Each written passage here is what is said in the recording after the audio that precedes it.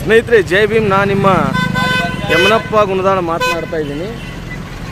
ಭಾರತ ದೇಶದ ಅಸಂಖ್ಯಾತ ಅಸ್ಪೃಶ್ಯರ ಹಣೆ ಬರಹ ಬರೆದಿರ್ತಕ್ಕಂಥ, ಅವರಿಗೆ ಭವಿಷ್ಯ ಕೊಟ್ಟಿರ್ತಕ್ಕಂಥ, ಅವರ ಉಜ್ವಲ ಭವಿಷ್ಯಕ್ಕಾಗಿ ಹಗಲು ರಾತ್ರಿ ಶ್ರಮಿಸಿರ್ತಕ್ಕಂಥ ಏಕೈಕ ಮಹಾನ್ ಮಾನವತಾವಾದಿ ವ್ಯಕ್ತಿ ಯಾರಂದರೆ ಅದು doctor Baba Saheb B R Ambedkar ಅವರು. Doctor Baba Saheb B R Ambedkar ಅವರ ದಾದರ್ನಲ್ಲಿರುವಂಥ ಅವರೇ ನಿರ್ಮಾಣ ಮಾಡಿರ್ತಕ್ಕಂಥ ರಾಜಗೃಹ ಅನ್ನುವಂಥವರ ಮನೆ ಮುಂದಿದ್ದೀವಿ. ಇವಾಗ ತಾನೇ ಒಳಗಡೆ ಹೋಗಿ ಎಲ್ಲವನ್ನು ನೋಡ್ಕೊಂಡು ಬಂದ್ವಿ. ಬಾಬಾ ಸಾಹೇಬ್ ಅಂಬೇಡ್ಕರ್ ಅವರು ಯೂಸ್ ಮಾಡ್ತಿರುವಂಥ ಎಲ್ಲ ಅವರ ಸಾಮಗ್ರಿಗಳು, ಅವರ ಮೇಜುಗಳು, ಕುರ್ಚಿಗಳು, ಅಲ್ಲಿ ಒಳಗಡೆ ಮಾತೆ ರಮಾಬಾಯಿ ಅಂಬೇಡ್ಕರ್ ಅವರು ಏನು ಅವರು ವಸ್ತುಗಳನ್ನು ದಿನನಿತ್ಯ ಏನು ಅವರು ಬಳಕೆ ಮಾಡ್ತಾಯಿದ್ರು ಆ ವಸ್ತುಗಳನ್ನು ಎಲ್ಲವನ್ನು ನೋಡಿದ್ದೀವಿ ಸ್ನೇಹಿತರೆ.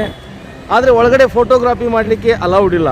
ಆ ಕಾರಣಕ್ಕಾಗಿ ನಾನು ಹೊರಗಡೆಯಿಂದಾನೇ ನಿಮಗೆ ತೋರಿಸ್ತಾ ಇದ್ದೀನಿ ಅವ್ರ ಮನೆಯನ್ನು. ನೀವು ಮುಂಬೈಗೆ ಬಂದರೆ ಇಲ್ಲಿದೆ ನೋಡಿರಿ ಬೋರ್ಡು, ಎಲ್ಲವನ್ನು ನೋಡಬೇಕು. ನೀವು ಮುಂಬೈಗೆ ಬಂದರೆ ಖಂಡಿತವಾಗಲೂ ಬಾಬಾ ಸಾಹೇಬ್ ಅಂಬೇಡ್ಕರ್ ಅವರ ಮನೆ ರಾಜ್ಯಗೃಹಕ್ಕೆ ನೀವು ಭೇಟಿ ಕೊಡಲೇಬೇಕು. ಇಲ್ಲಿ ಬಾಬಾ ಸಾಹೇಬ್ ಅಂಬೇಡ್ಕರ್ ಅವರ ಎಲ್ಲ ಇತಿಹಾಸ, ಅವರು ಏನೇನು ಹೋರಾಟ ಮಾಡಿದರು, ಅವರು ನಮಗಾಗಿ ಏನೆಲ್ಲ ಮಾಡಿದ್ರಲ್ಲ ಆ ಎಲ್ಲ ಇತಿಹಾಸವನ್ನು ನಿಮಗೆ ಈ ಮನೆ ಸಾರಿ ಸಾರಿ ಹೇಳ್ತಾ ಇದೆ.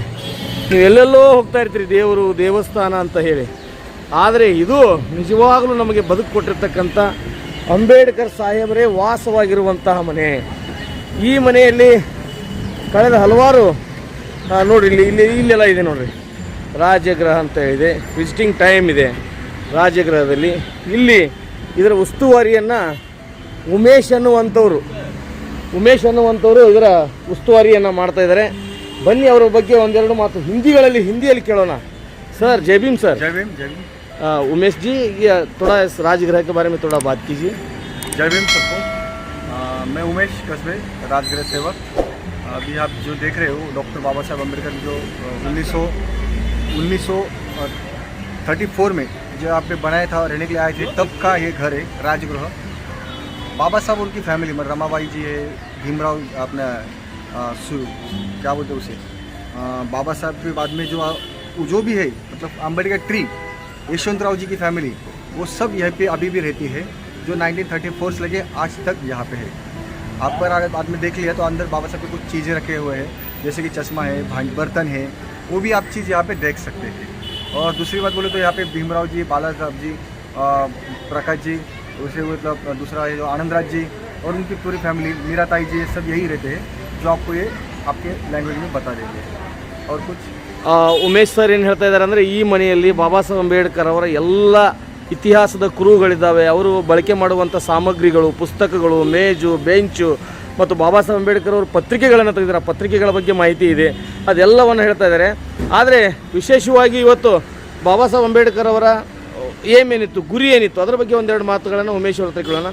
उमेश जी की बोल रहे हैं कि बाबा साहब का जो एम था वो क्या था और लोग क्या करना चाहिए? आपसे मुँह से एक दो जबान आप बोल दीजिए, क्या करना चाहिए लोग अभी? बाबा साहब के फॉलोअर्स बहुत लोग हैं, बाबा साहब के फॉलोअर्स बहुत लोग हैं, लेकिन उनको कंफ्यूज है कि वो क्या कर रहे हैं, उनको मालूम नहीं है. थोड़ा आप मैसेज दे दीजिए. तो मेरा एकदम क्लियर है कि बाबा साहब ने जो बताया था, सिखा संगठित हुआ, संघर्ष करा, एजुकेशन बताया था, इक्वलिटी यूनिटी बताया था और संघर्ष करने को बताया था.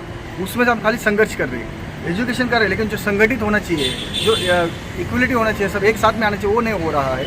वो होना चाहिए. अपन क्या कर रहे हैं, अलग अलग जो गाइडेंस है, अलग अलग नेता है, जो भी बाबा साहब का नाम ले रहे हैं, जैसे कि कोई भी छोटा सा स्कार्फ डालेगा ब्लू कलर का और बोलेगा हम जय भीम है, तो जय भीम नहीं होता है, वो पॉलिटिकली वो अलग रहता है. इसलिए माइंड फ्रेश रखना, और मैं जो बोल रहा हूँ उसको एक्सेप्ट मत करो, चिकित्सा करो. भगवान बुद्ध ने जो बताया वो इंपॉर्टेंस है. मैं बोल रहा हूँ वो सही है कि नहीं, वो अपने दिमाग के बुद्धि में सर्च करो. जैसे कोई भी लीडर आएगा आपको बताएगा, कुछ भी बताएगा. आज की डेट में अम्बेडकर फैमिली जिंदा है, उसको आपने देखा है क्या, उससे आपने बात की क्या, उससे संपर्क करने की कोशिश की है क्या? क्यों बाकी लोग लीडर क्यों चाहिए अपने को? अगर बाबा साहब के बाद में अगर दूसरे कोई है तो उनको अपन फॉलो क्यों नहीं कर रहे? उसके रीज़न क्या है? आपके अपने अब तक दिया गया क्यों नहीं? क्योंकि लोकल जो आदमी लोग हैं, लीडर जो है, उनको आपके पास लाते नहीं है. क्यों? उनको मालूम है वो आएंगे तो उनका जो है ब्रांडिंग खत्म हो जाएगा, जो सामने लोकल लोग का आप लोग को गुमराह करने वाला काम खत्म हो जाएगा. क्योंकि बाबा साहब ने जो किया है वो रियलिटी किया है. उनके जॉब बाद उनकी फैमिली वो भी रियल में काम करे, किधर भी करप्ट नहीं है, कुछ भी नहीं है, स्ट्रेट फॉरवर्ड रहते हुए. जो भी काम है एकदम इजी और सिंपल से कर दे, जो भी अपना साथ में रहेगा। बाबा साहब जो बोलता है कि एक साथ रहो, एक साथ ही बात करते हो, एक साथ ही रहते हो।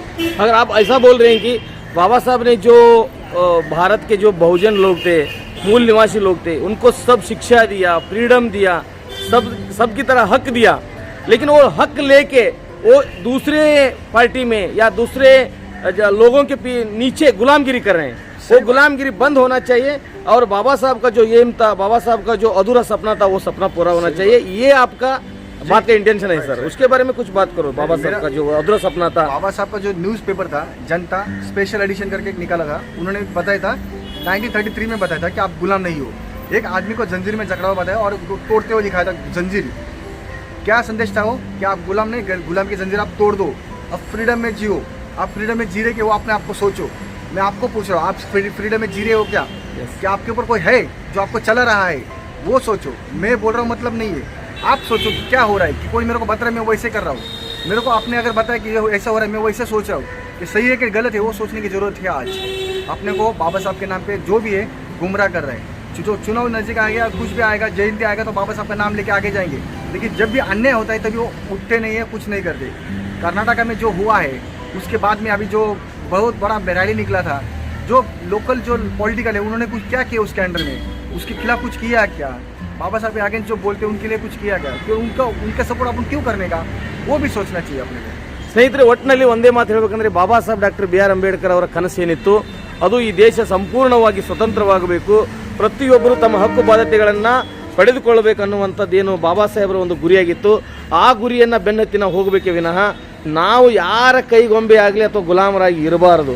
ಹಾಗಾಗಿ ಈ ರಾಜ್ಯಗೃಹದಿಂದ ಉಮೇಶ್ ಅವರ ಕಡೆಯಿಂದ ಇದು ಮೆಸೇಜ್ ಏನಿದೆ ಅಂದರೆ, ನಾವು ಇನ್ನೊಂದು ಪಕ್ಷದ ಅಥವಾ ಇನ್ನೊಂದು ಯಾವುದಾದ್ರೂ ಸಂಘಟನೆ ಗುಲಾಮರಾಗೋದು ಬೇಡ. ನಾವು ಬಾಬಾ ಸಾಹೇಬ್ ಅಂಬೇಡ್ಕರ್ ಹಾಕಿಕೊಟ್ಟಿರ್ತಕ್ಕಂಥ ಮಾರ್ಗದಲ್ಲಿ ಸಾಗೋಣ.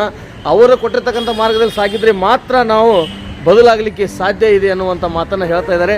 ಸೊ ಹಾಗಾಗಿ ಈ ಮನೆಯ ಸಂಪೂರ್ಣ ವಿಡಿಯೋವನ್ನು ನಾನು ನಿಮ್ಗೆ ತೋರಿಸಿದ್ದೀನಿ. ಒಳಗಡೆಯಿಂದ ಮಾಡಲಿಕ್ಕೆ ಆಗ್ತಾ ಇಲ್ಲ, ಯಾಕಂದರೆ ಅಲೌಡ್ ಇಲ್ಲ. ಬಾಬಾ ಸಾಹೇಬರ ಅತ್ಯಮೂಲ್ಯವಾಗಿರ್ತಕ್ಕಂಥ ವಸ್ತುಗಳಲ್ಲಿ ಇದ್ದಾವೆ.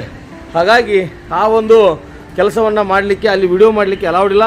ಸಾಧ್ಯವಾದಷ್ಟು ಬಾಬಾ ಸಾಹೇಬರ ಹೊರಗಡೆ ಇರ್ತಕ್ಕಂಥ ಎಲ್ಲ ಅವರ ಮನೆಯ ಸಂಪೂರ್ಣ ಚಿತ್ರಣವನ್ನು ನಾನು ನಿಮ್ಗೆ ತೋರಿಸಿದ್ದೀನಿ. ನೀವೇನಾದರೂ ಮುಂಬೈ ಕಡೆಗೆ ಬಂದರೆ ಬಾಬಾ ಸಾಹೇಬರ ಚೈತ್ಯಭೂಮಿ ಆಗಲಿ, ಬಾಬಾ ಸಾಹೇಬರ ರಾಜಗೃಹ ಆಗಲಿ ಮತ್ತು ಬಾಬಾ ಸಾಹೇಬ್ ಅಂಬೇಡ್ಕರ್ ಅವರ ವಂಶಸ್ಥರನ್ನು ಖಂಡಿತವಾಗಲೂ ನೀವು ಭೇಟಿ ಮಾಡಿ ಹೋಗ್ಬೇಕಂಥೇಳಿ ನನ್ನ ಎರಡು ಮಾತಿಗೆ ವಿರಾಮ ಇಡೋಕ್ಕಿಂತ ನಾನು ಇಲ್ಲಿ ರಾಜಗೃಹದಲ್ಲೇ ಇದ್ದೀನಿ. ನನ್ನ ವಾಯ್ಸ್ ಆಫ್ ಬಹುಜನ್ ಅನ್ನುವಂಥ ಚಾನಲ್ನ ನೀವು ಖಂಡಿತವಾಗಲೂ ಸಬ್ಸ್ಕ್ರೈಬ್ ಮಾಡ್ಕೊಳ್ಬೇಕು. ಹೆಚ್ಚಾಗಿ ಇದಕ್ಕೆ ನೀವು ಚಂದಾದಾರರಂದರೆ ಸಬ್ಸ್ಕ್ರೈಬ್ ಮಾಡ್ಕೊಂಡ್ರಂದರೆ ಈ ನನ್ನ ವಾಯ್ಸ್ ಆಫ್ ಬಹುಜನ್ನ ಮೂಲಕ ನಾನು ಈ ರೀತಿಯ ಅನೇಕ ವಿಡಿಯೋಗಳನ್ನು ಹಾಕ್ತಾ ಇರ್ತೀನಿ. ನಿಮ್ಮೆಲ್ಲರಿಗೂ ಹೊಸ ಮಾಹಿತಿಗಳನ್ನ ಕೊಡ್ತಾ ಇದ್ದೀನಿ ಅಂತ ಹೇಳ್ತಾ ಈ ವಿಡಿಯೋನ ಇಲ್ಲಿಗೆ ಮುಗಿಸ್ತಾ ಇದ್ದೀನಿ. ಧನ್ಯವಾದಗಳು. ಜೈ ಭೀಮ್, ನಮೋ ಬುದ್ಧ.